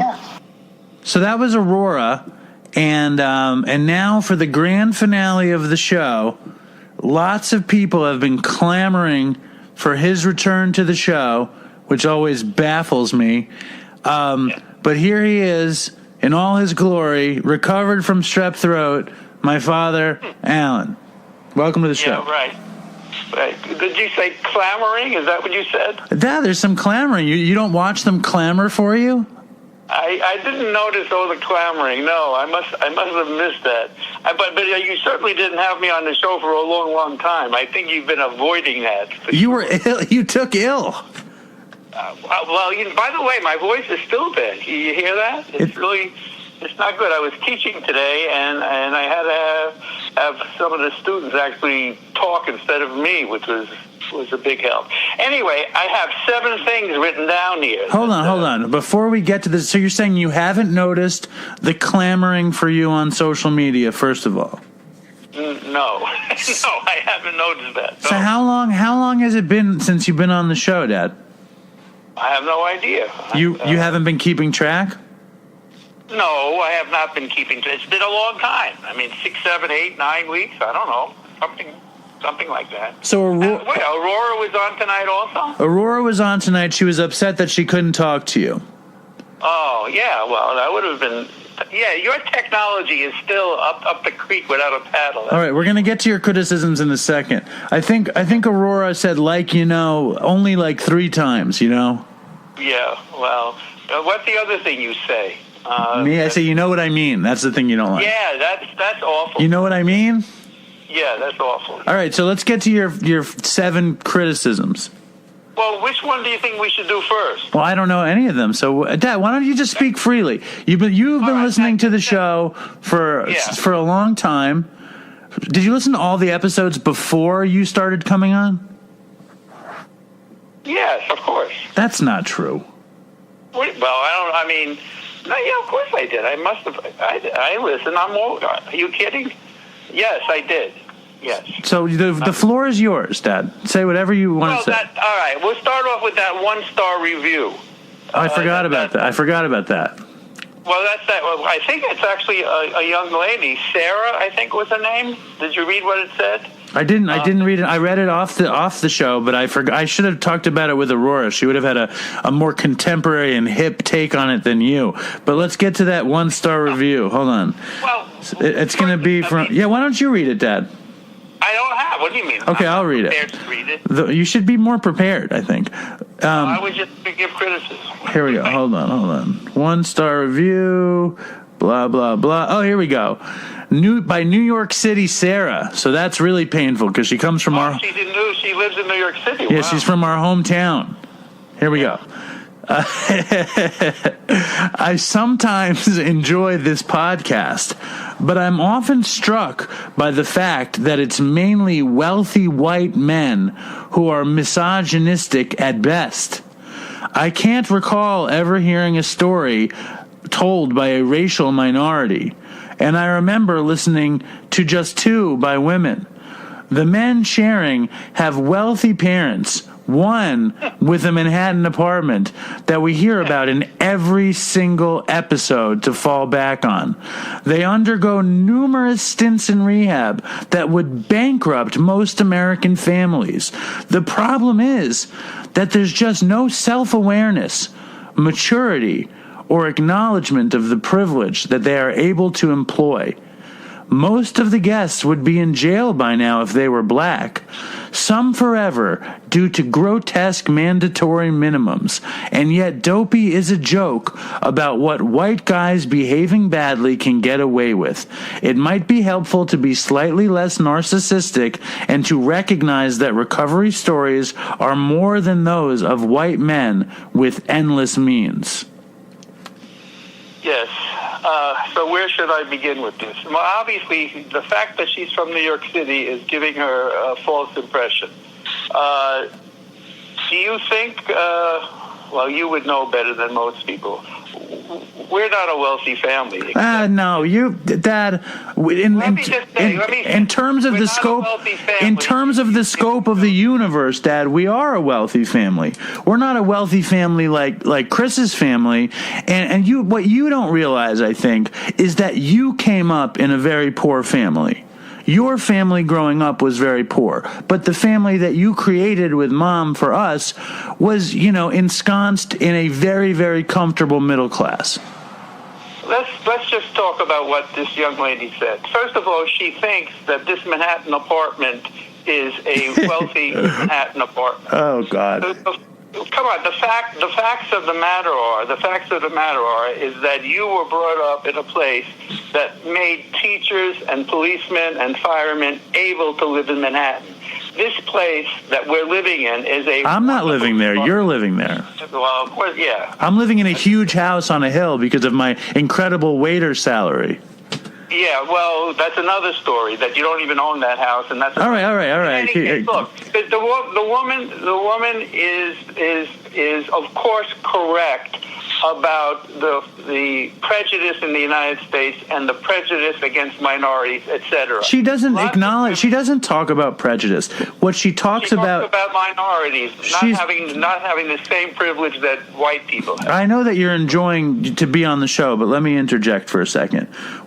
I mean, first of all, New York City Sarah, I hate to tell you, but I don't think you're really listening to the show because we certainly don't talk about my dad's apartment in every single episode, and I certainly can't fall back on it. You think you'd let me live there, Dad?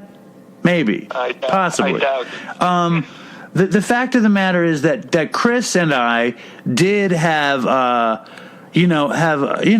for heroin addicts, we had a pretty easy go of it. But the fact is we're heroin addicts. And the show isn't about multicultural addiction. The show is about drugs, addiction, and dumb shit. And if I had more friends of color who were addicts, they would come on. But my friends of color aren't addicts. Anyway, back to you.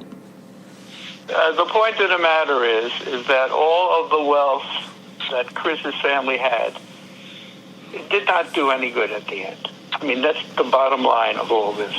wealth did not do any good in terms of monetary wealth. That was an illusion in terms of that, and that me paying for rehab was not such an easy thing to do based upon me being the teacher and Mom being a teacher. This was not easy for us in terms of, quote, monetary. It was difficult. And sending you to Florida instead of sending to a frozen wasteland was just based upon money. That was one of the rehab choices we had. Well, because we got a deal. And what my father is referring to is that, he sent me to a very expensive treatment. Downtown Delray, yeah. Well, I was in an outpatient treatment center in Manhattan that was expensive that you paid for, and they suggested, and I couldn't stop using in that place, and they suggested that I go inpatient, and you were like, well, what are your options? And they said you can either go to the South Shore of Suffolk County for, this amount of money. In February. Yeah, in February, where the ice flows are going in the Great South Bay, or you can go to, comfortable, warm Delray Beach. And I was like, send me to... I did not want to send you to Delray Beach. And I was like, send me wherever's warm. And then you just found out which one was cheaper, and you sent me there. Yeah. And the place down south, they gave me a scholarship because I was such an amazing student. It was the first scholarship I ever got. Well, in any case, Sarah, we're not a wealthy family unless you talk about me having a wonderful marriage and a loving wife and a good family. I am very wealthy with all of that. Well, Dad, you're wealthier than very poor people. You have to admit that. Listen, that's true. But again, I want you to understand the other part of it is that your mother and I, we worked very, very hard. We had more than one job at a time, and we worked very, very hard to try and make life as easy as possible. But New York City Sarah isn't implying that you're not a hard worker. She's just saying that you... She's implying that I'm wealthy and I have this multi-million-dollar apartment. This apartment is not worth anything when I die at all. And it's just a godsend that we have a nice place to live in Manhattan because of people that thought about being able to have people who aren't wealthy able to still live in Manhattan, and it needs to be more housing like we're in. What he's talking about is that I grew up, my mom's mother got an apartment in middle income housing in the mid 1960s. My dad has lived there since 1972. Correct. Anyway, so it's middle income housing that was originally created for, anybody who was working. It was the International Ladies Garment Workers Union Association housing. Right. And, but, I remember when I had my apartment there before I lost it, I was making too much money to live there, and I had to pay a surcharge, which you do too. So, Exactly, yeah. Exactly. Anyway, nobody wants to hear about you railing against Sarah. She wants Dopey to be more multicultural, and I would love it. The point of the matter is if she would listen. Listen, I don't want to be upset with Sarah. I just want her to know the facts in terms of, quote, wealth in terms of monetary. But the Dopey Nation, you've heard people from all over the country and all over the world, and man, there's a lot of different people out there of all kinds of monetary wealth, race, etc. out there, and who are listening. And Sarah should have a little bit more respect, for all of the people out there. And of course, anybody can call up who wants to call up and take part and be Well, part nobody can call up. The real fact.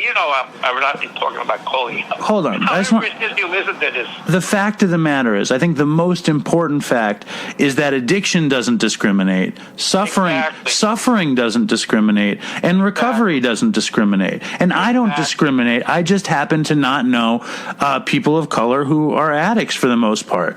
And if you are a person of color who is an addict that likes Dopey, God bless you, send in a voicemail. Drop me a line. I have Mal and I have the dude on Twitter, but those are the only two, as far as I know. Exactly.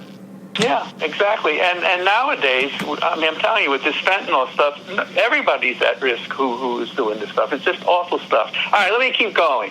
You like that? You like that, though? That addiction doesn't discriminate? That sounds good, right? Yeah, no, that's very good. Yeah, it's amazing. Okay, anyway, Lenny Dykstra, baseball player. Let's let Dykstra go. Who cares? Enough with Dykstra. Wait a minute. He said I was handsome. You're very handsome. Everybody says you're handsome. Who doesn't say you're handsome? I made sure I called my friends to tell them he said that. Anyway, but he's a liar, I think. Is that what he's known for? No, he's known for being a racist, not a liar.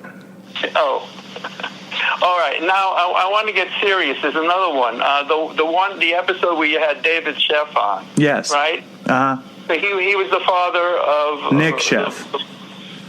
Sorry, what's his name? He was the father of Nick Sheff. They both write books. Nick Sheff is a terrible drug addict. David Sheff is a journalist and a writer, author. Right. Well, I thought the episode was really terrific, but then he got into the discussion of the term tough love, and he was being asked by parents what to do in terms of decisions of helping the addicted person or not helping the addicted person, and he said that he followed tough love and that he gave this direction, this advice to somebody, and then he finds out later that the guy gave tough love to the addict and the young person died. Which made, that's what he said on the program, which made him feel really, really miserable. So, that he suggested tough love. Yeah. The person followed his advice and lost his child. Exactly. And your mother and I mean, we made a decision that we were going to do everything possible to keep you going. We were going to do everything possible we could. Anytime you needed to have any rehab or anything, we did not want not to come through. We weren't capable of that, quote unquote, whatever the term tough love. Well, you had your own version of it. You had a version of it where it was like the gravy train is over, and you wanted me to think that I couldn't get money out of you. I mean, that was like, it was like, that was the headline, but then it was understood that if there was an emergency, you would come through. Yeah, that's it. Yes, that sounds pretty close to reality. And we were very lucky. I mean, we were very lucky. You're talking to me on the phone. It's good. It's good. Oh, and I bought coffee, the coffee ad. I got that down here. I bought 3 kinds of that coffee. Did you do the ad tonight? Yeah, I did the ad. I mentioned that you bought the coffee, and I said you were a good father. Which is your favorite one? Well, that's I think I tried to remember it. I think it's called Aurora. Yeah, that's the middle one. But this you're just giving away free ads now, Dad. Well, come on. I just want them to keep advertising. Keep giving me money so you don't have to? Yeah, I think that's a good point. Yes, yeah, exactly. In any case, it's justcoffee.com. It's a good company. What do you call it? You get a discount if you say Dopey Pod or something? Yes, you say Dopey Pod. Don't you have any good criticisms? Yes, it's a good company. The packaging is beautiful. The coffee is beautiful. Wait a minute. They messed up on the grinding on one. Oh, Dad, don't put down don't put down the coffee company. Oh, sorry, I shouldn't say that. Well, it was an accident. Anyway, I did grind it myself, and it turned out to be good. Nice. So you like justcoffee.com? Absolutely, I think it's a very reputable company. This is your shameless promotion to get people to order the coffee. Absolutely, exactly. The Dopey Nation should order the coffee so these people could keep advertising. All right, what else you got? Oh, the other part. When you said I accused you of taking drugs, and you got really angry, and then you had to apologize on one of the podcasts, saying that you shouldn't have been angry at me because it was a reasonable thing on my part. I don't remember any of this. You don't remember that I'm supposed to say, "Are you working hard now?" Are you working hard? I mean, when I think that you look tired and you look like you're out of it, instead of giving you the impression that I think you're taking drugs, I should say, you look tired, David. Are you working hard?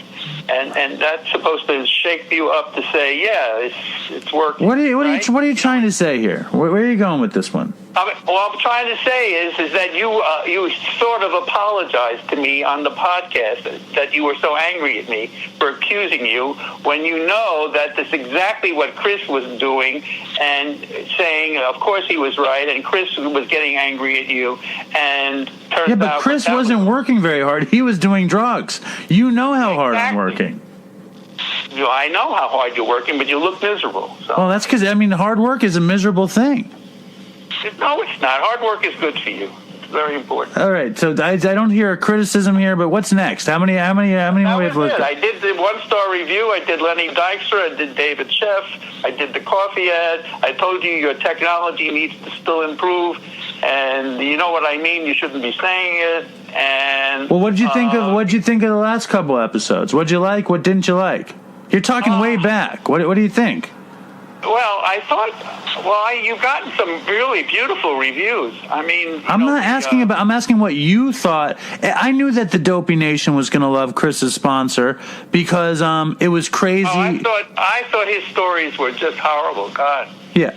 I mean, I could hardly listen. I thought the stuff that he was involved with and that he got involved with, it's a miracle that he's around, to help people, which is a blessing. He's thriving. I thought he's thriving. Yeah, he's thriving in recovery. He helps a ton of people. He makes great money, and he's in tip-top shape. The stories that he told were just horrendous. I mean, just horrendous. Horrible stuff that many years. And anyway, it's amazing. I'm glad he's thriving. That's just great. And what else? Remind me of another one. Who else was the Todd tribute? Oh, yeah. Well, that was awful for me also. That was pretty bad. Because you see, my dad, unlike the Dopey Nation, my dad hates the Dopey stories.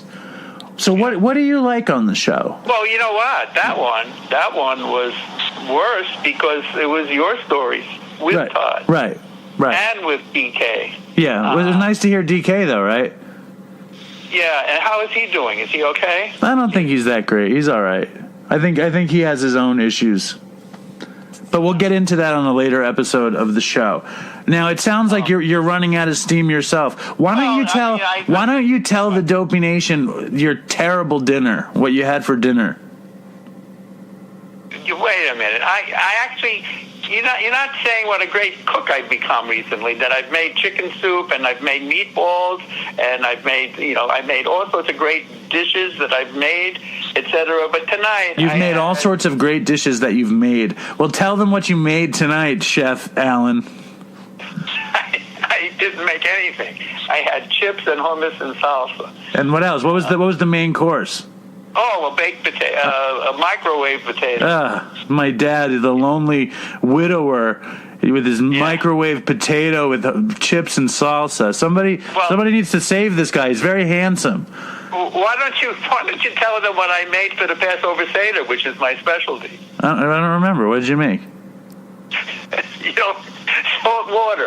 Oh yeah, your special. That's his. Every year he says how his recipe for salt water is the best recipe for salt water. Anyway, before you go, because it's definitely time to go, but it's lovely to have you on the show. We're gonna do a couple reviews of the week after New York City Sarah broke your heart. I'll do something that'll cheer you up. Okay. Oh wait a minute. I hope we got her to understand. New York City Sarah isn't listening anymore. She's gone. Oh, she's not? She's done. She's done. All right. She's going to listen to a more diverse addiction podcast. Good luck with that, Sarah. Fucking Sarah. She's not going to find one. This is it. This is the last stop on the fucking highway. Anyway. Correct. Okay. What are you going to read? I also got this email from this Irish girl who just fucking loves Dopey, so that was awesome. I only know her real name, so I'm not going to give her credit. But thank you, Irish woman. I also want to thank the guys who do the Facebook page, The Dopey Nation, Andrew, Catherine, and Paulina. They do a very nice job, and I feel like I should be thanking them more often. I want to thank Cormac, who does the Reddit page. I want to thank everybody who sends in emails and voicemails. Don't you think that's nice to thank these people, Dad? Oh, absolutely. And they're really very, very dedicated, and it's great. The whole Dopey Nation is really super. So you were going to read something. Well, it's amazing considering what low down, horrible drug addicts they are, that they come through like this, right? Well, that's because maybe they aren't. Maybe because now they're in recovery. Maybe because now they're... Because Redemption has a new name, Dopey Podcast. Well, it sounds like you're helping lots of people, and that makes me feel great. That's for sure. All right, take it easy. Come on, don't. All right, what else? What do you got? All right, so we have 5 stars. 5, yeah. A much needed perspective on the current opioid situation by Ryan. And she says, I've listened to hundreds of podcasts for 3 hours a day for more than a decade, and this is the first one I've ever reviewed, if that tells you anything. I like that.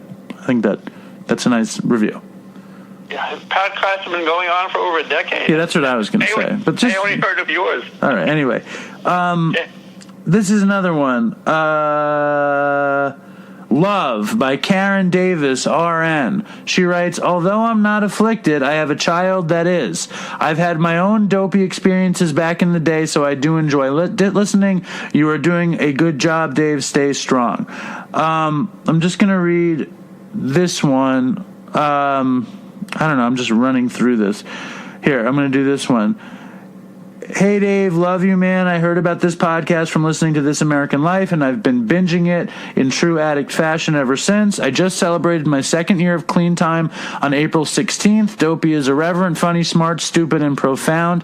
As I write this review, I'm struck with this feeling that, like when I share in a meeting, I want this to be meaningful and entertaining and funny and awe-inspiring. And like when I share in meetings, it feels like I'm falling flat. Anyway, it's great/scary traveling this road to recovery, and all things dopey make it more tolerable. A small part of me wants to be a guest on your show. However, for those in the back, I'm not that entertaining. And that's Mac Real Girl. So that's a great review. Thank you, guys. Thank you, Dad, for coming on. Mm-hmm. Okay. You say thank you. It's been a pleasure. Something like that. Something nice. It's always nice to talk to you, David. No? Well, why are you putting words in my mouth? Yes, of course it is. Of course it is. You know I love you very much. Yes, I love you too. We want to thank Aurora. And we had the son of Bill Kreutzmann, Grateful Dead drummer, who's a filmmaker, Justin Kreutzmann, and he's a recovering addict on in this episode. He was great. So thank you. And all right, follow us on Instagram, Facebook, Reddit, Twitter, and stay strong, Dopey Nation, and fucking toodles for Chris. And Dad, you want to say anything? Yep, stay strong, Dopey Nation, and toodles for Chris also. All right. Good night, Davey. Good night, Dad. Thanks. I want to take a walk around the world. I wonder would it do me any good? Until I get some money in my pocket, then I guess I'll just have to walk around my neighborhood. But I want to be good so bad. Want to be so good, so bad, so bad. I want to be good so bad. Bad desire's all I ever had. And I want to take a ride up in the sky. Watch this aeroplane just pass me by. And I want to see a Lear jetliner take a dive, just to show all of these people what it means to be alive. But I want to be good so bad. Want to be so good, so bad, so bad. I want to be good so bad. Bad desire's all I ever had. And my shadow's getting smaller and smaller. And it's time to where I stand. Shadow's getting smaller and smaller. And it's time to where I stand. And I wonder would they pay it any mind when I leave this busted city far behind. I'll take the high road, however far it winds, because peace and love are very, very, very hard to find. And I want to be good so bad. Want to be good so bad, so bad. I want to be good so bad. Bad desire's all I ever had. Damn it, all these suckers make me mad.